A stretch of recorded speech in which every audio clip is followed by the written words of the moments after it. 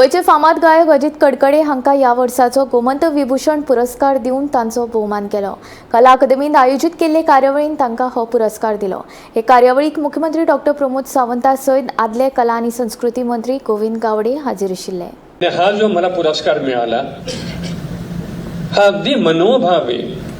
मी असं समजतो हा पुरस्कार माझाच नाही तर त्यांचाच आहे, कारण ज्यांच्यामुळे मी घडलो, ज्यांच्यामुळे मी गेली 50 वर्ष गातोय, ज्यांनी मला नुसतं गाण्यातच नाही पण लोकांकडे कसं वागावं, स्वभाव आपला कसा असावा याची पण घडवणूक दिली, त्या अभिषेकी बुवांना, माडिया गुरुजींना, गोविंदभाई जयपूरवाले यांना मी हा माझा पुरस्कार अर्पण करतो।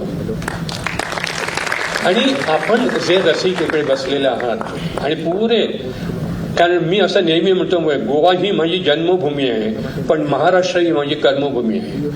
कारण जेव्हा मी मुंबईत गेलो आणि तिकडे माझा प्रवास जो गाण्यातून सुरुवात झाला, ती आतापर्यंत तो प्रवास गेली 50-55 वर्ष चालू आहे।